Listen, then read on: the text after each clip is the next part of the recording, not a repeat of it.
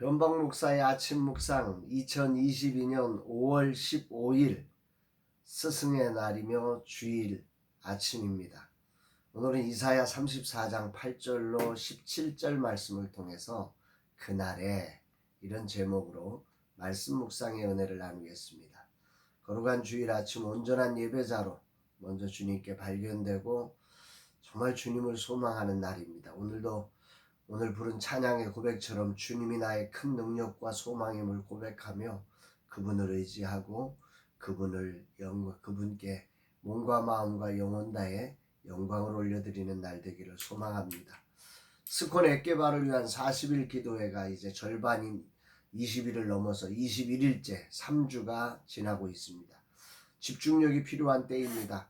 주님이 거룩한 주일 온전히 주님을 예배하며 주님으로 채워져서 주가 맡기신 일을 감당할 수 있는 종이 되게 하옵소서. 이런 고백을 올려드리게 됩니다. 오늘은 어떤 말씀으로 인도하실까? 본문에는 그날에 있을 예수님의 그 재림의 때에 있을 에돔에 대한 심판이 얼마나 심각한 것인지, 그러니까 에돔이라고 하는 나라가 하나님을 떠나서 그 시기와 경쟁으로 당신의 택한 백성 이스라엘을 끊임없이 공격하고 심지어는 멸망을 재촉하는 길잡이 역할을 하는 이런 모든 일련의 사건을 하나님께서는 그 중심까지도 살피시면서 다 보았던 것이고, 그 일에 대해서 오늘 심판을 명하고 계시는 모습들. 그런데 그 심판을 기록하면서 아주 자세하게 기록하면서 8절에 이 심판을 두 가지로 표현하고 있습니다. 8절 말씀, 이것은 여호와께서 보복하시는 날이요 시온의 송사를 위하여 신원하시는 해라. 이것은 그러니까 에돔을 심판하는 하나님의 일은 첫 번째로 여호와께서 보복하시는 날이다. 하나님의 일을 방해하고 하나님의 뜻을 방해하고 하나님의 영광을 가렸던 당신의 사랑하는 백성들의 그 거룩한 삶을 정말 짓밟았던 그 모든 일에 대한 하나님의 보복의 날이라고 하는 거죠. 하나님의 보복이 이 땅에 존재한다는 거예요. 온 세상은 정의가 묵살되어지고 세상의 악이 득세하게 이런 움직임들이 세상에 보여질 때가 많죠. 에돔이 그렇게 정의가 어디 있어 하면서 이스라엘을 짓밟았던 모든 것들에 대해서 하나님께서 공평과 정의로 이것을 보복하시는 날이 있다. 이렇게 말씀을 하는 것입니다. 그날은 보복의 날이다. 하나를 말씀하는 거죠. 그 두 번째 특징은, 그날의 두 번째 특징은 득세한 악에 대한 하나님의 보복의 때이지만 반대로 보면 정의로 숨죽이며 고통당하던 이들에 대한 그 원한을 갚아주시는 그 안타까움을 회복시켜주는 신원의 날이다. 이렇게 말씀을 하고 있는 것입니다. 아멘이죠. 세상은 이런 놀라운 주님의 재림이 없다고 외치고 모두 정의를 외면하며 세상의 분위기를 따라 득세한 악의 빌부터 살아가려고 발버둥을 치고 살아갑니다. 그러나 주님은 그런 세상을 향해 에돔 땅이 짐승이 거주하는 땅이 될 것이라 길게 말씀하신 후에 이렇게 마무리를 하고 계십니다. 16절 17절, 너희는 여호와의 책에서 찾아 읽어보라. 이것들 가운데서 빠진 것이 하나도 없고 제짝이 없는 것이 없으리니 이는 여호와의 입이 이를 명하셨고 그의 영이 이것들을 모으셨음을, 여호와께서 그것들을 위하여 제비를 뽑으시며 그의 손으로 줄을 띄어 그 땅을 그것들에게 나누어 주셨으니 그들이 영원히 차지하며 대대로 거기에 살리라. 이 부분 조금 어려워요. 개역개정 성경은 이 본문의 뜻을 조금 어렵게 번역을 해놨는데 표준세번역 성경으로 다시 보면 주님의 책을 자세히 읽어보아라. 이 짐승들 가운데 어느 것 하나 빠지는 것이 없겠고, 다시 말하면 에돔 땅에 이 짐승들이 다 거주하게 될 것이고 하나도 그 짝이 없는 짐승은 없을 것이며, 그러니까 그 땅에 다 짝들이, 짐승이 제 짝이 다 있잖아요. 그렇게 거할 것이다.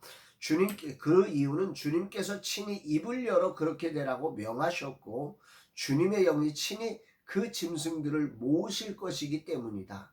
주님께서 친히 그 짐승들에게 땅을 나누어 주시고 손수 줄을 그어서 그렇게 나누어 주실 것이니 짐승들이 영원히 그 땅을 차지할 것이며 세세토록 거기에 살 것이다.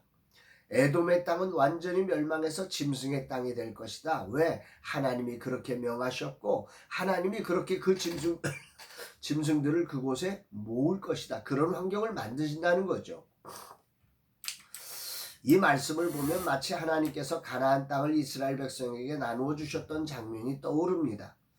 여호와께서 제비를 뽑고 줄로 재어 가나안 땅을 12지파에게 분배하셨던 방법으로 에돔 땅을 나누어 혐오스러운 동물들에게 분배해 주신다는 뜻이지요.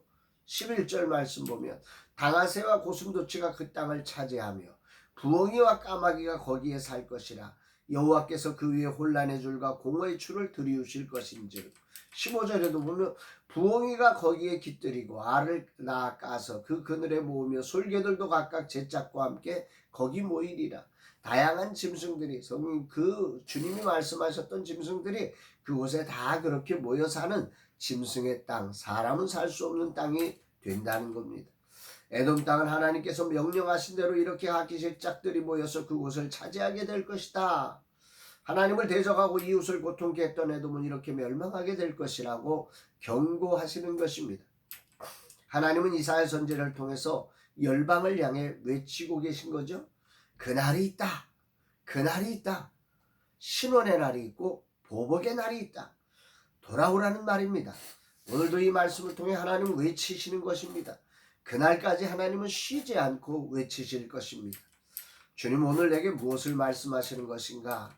거룩한 주일 아침 이 말씀이 가슴에 큰 울림으로 다가옵니다. 하나님의 백성에게 가나안을 약속하시고 그대로 이루게 하셨던 하나님이십니다. 그분은 오늘 에돔 족속을 향해 심판을 선언하시며 그 땅을 짐승에게 줄을 재어서 나누어 주고 에돔을 멸하시겠다고 선언하십니다. 이것이 얼마나 무서운 말씀인지 새삼 떨리게 됩니다. 그렇습니다. 이 땅의 주관자는 하나님이십니다. 오늘 우리가 이걸 기억해야 합니다.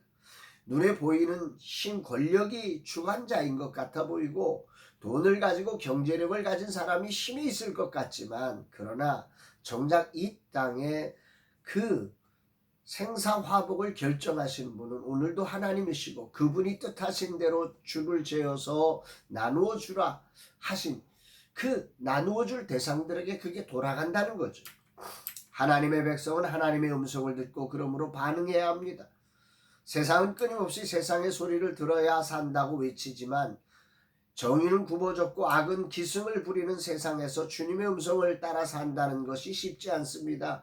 미련해 보이기까지 합니다. 그러나 분명한 것은 그날이 있습니다. 그때에는 그 모든 악은 심판되고 정의의 삶은 시원되는 날이 되어질 것입니다. 아멘이지요. 거룩한 주일 말씀을 듣고 예배의 자리에 나아가야 하는 날입니다. 겸손히 사람에게 듣기 좋은 소리가 아니라 살아있는 하나님의 말씀을 전하는 종이 되기를 원합니다. 시대를 살아가는 우리에게 들려주시는 하나님의 음성에 겸손히 나부터 듣는 자 되어 주님 오시는 날 신원해 주시는 그 자리에 서게 되기를 간절히 기도합니다. 주님 오늘도 겸손히 주님을 향해 귀를 엽니다. 나의 힘은 주님이십니다. 당신의 소리는 저의 지혜이며 저의 꿈입니다. 오늘도 당신의 소리를 겸손히 듣게 하시고 사모하게 하시며 그것을 온전히 함께 나누며 하나님께 영광이 되는 날을 살아가게 하옵소서 고백하게 됩니다. 사랑하는 여러분, 오늘 여러분의 삶은 어떠십니까? 오늘 거룩한 주일에 여러분들은 오늘 하나님의 소리에 반응하는 사람이십니까? 사람의 소리에 반응하시는 사람입니까? 오늘 여러분들은 그날을 믿고 계십니까? 그날이 있습니다.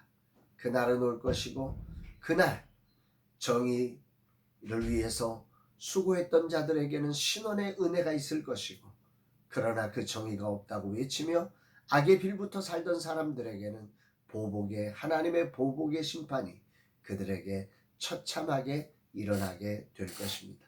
오늘 거룩한 주일 온전히 주님의 소리에 반응하며 주님을 예배함으로 우리의 삶이 회복되는 거룩한 날 되시기를 주의 이름으로 축복합니다. 사랑합니다, 여러분.